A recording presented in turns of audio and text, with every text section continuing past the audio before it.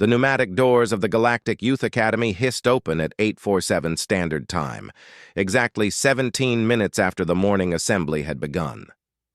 Anna stepped through, her worn boots squelching slightly on the pristine crystalline floor, a sound that echoed through the vaulted halls like gunshots. Every head in the grand atrium turned. 300 students representing 47 species froze mid-movement. The headmaster, a dignified Valorian whose translucent skin pulsed with bioluminescent patterns, stopped mid-sentence. His speech about harmony among the civilized worlds died on his lips. Anna didn't notice. She was too busy wrestling with the atmosphere regulator clipped to her belt, which had been beeping insistently for the past 5 minutes. The device kept trying to correct the oxygen-nitrogen mix she was breathing, apparently convinced that 21% oxygen was a lethal concentration. "Stupid thing," she muttered, slapping the side of the regulator. It sparked. Then it exploded. Not violently, just a small pop and a puff of acrid smoke. But in the silence of the grand atrium, it might as well have been a plasma grenade. Half the student body dropped to the floor. The headmaster's bioluminescence flared bright white in what Anna would later learn was the Valorian equivalent of a heart attack. Security drones descended from the ceiling, their warning klaxons wailing. "Wait, wait!" Anna raised her hands, coughing through the smoke. "It's fine! Just a malfunction!" The drones locked onto her raised hands. That's when Roma intervened. He'd been standing near the back of the assembly, another human student who'd arrived 3 weeks earlier. Unlike Anna, he'd had time to learn the unspoken rules. Move slowly, speak softly, and for the love of all that's holy, don't make sudden gestures. "Stand down!" he shouted at the drones, his voice carrying the authorization code he'd been given. Then, more gently to Anna, "Don't. Move. Your hands are up. They think you're threatening them." Anna blinked. "I'm surrendering." "They don't have that concept. Prey species, remember? Hands up looks like you're about to strike." Slowly, carefully, Anna lowered her hands. The security drones hesitated, their targeting lasers dancing across her chest. Around the atrium, students remained huddled on the floor, their various appendages trembling. Roma approached cautiously, keeping his movements smooth and predictable. He'd learned this the hard way during his first week when he'd sneezed in the cafeteria and caused a stampede that resulted in 43 injuries and a week-long school closure.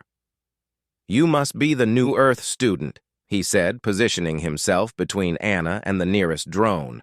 "Anna, right? I'm Roma." "Yeah, sorry about the..." She gestured at the chaos around them. "I didn't know the regulator would..." "It's not the regulator." Roma kept his voice low, calm. "It's everything. You're from Earth." Anna frowned. "So are you." "Exactly, and that's the problem."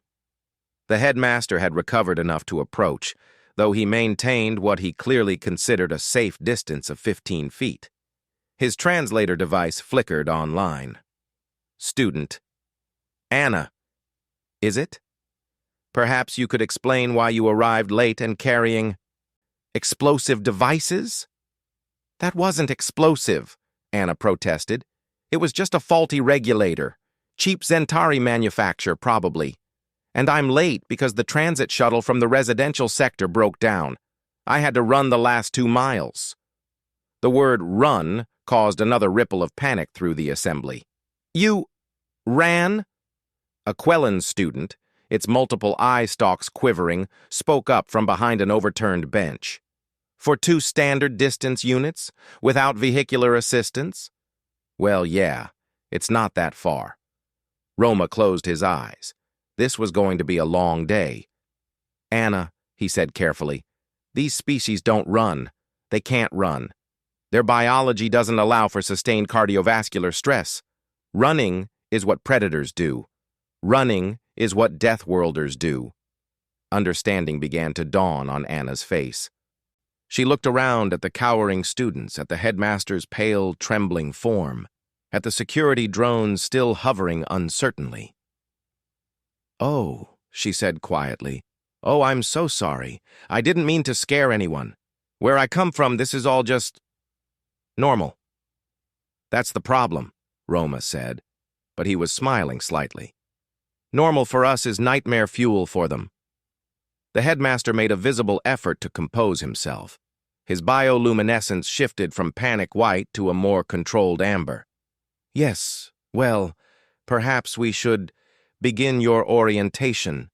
Student Roma, would you be so kind as to escort student Anna to the Deathworlder integration office?" "There's an entire office just for us?" Anna asked as Roma guided her toward a side corridor. "There is now." "They created it after I arrived." He pointed to a door marked with warning symbols in 17 languages. "We have our own classroom, too. Reinforced walls, no fragile students. It's actually pretty nice once you get used to it." As they walked, Anna noticed students pressing themselves against the walls, giving them a wide berth. A Folian teacher actually fainted as they passed, though Roma assured her that Folians fainted at pretty much everything. "So let me get this straight," Anna said. "I can't run, can't raise my hands, can't have equipment malfunctions, can't sneeze, cough loudly, laugh too hard, or discuss Earth's predator-to-prey ratio," Roma added. "Also, never mention that you play contact sports. I made that mistake once. Described rugby. 3 counselors needed trauma therapy." "This is insane. This is the galaxy." Roma pushed open the door to the Deathworlder integration office. Inside, a tired-looking Quellan administrator sat behind a desk reinforced with what appeared to be blast-resistant transparasteel. "Welcome to the safest place in the school, the only room designed to contain humans having a normal day." Anna looked at the reinforced walls, the multiple emergency exits, the medical station equipped for Deathworlder-related incidents, and the sign that read, "Warning, gravity wells species beyond this point." She started to laugh. The Quellan administrator dove under his desk. 10 seconds, Anna thought. It had taken 10 seconds from walking through those doors for her mere existence to send an entire school into crisis mode. She wondered what would happen tomorrow when she showed up on time. Roma, reading her expression, just grinned. "Welcome to the galaxy, Anna. Try not to break anything." "No promises," she said. Outside, they could hear the headmaster announcing an extended assembly on understanding Deathworld tolerance and emergency response protocols for human proximity. It was going to be an interesting year. End.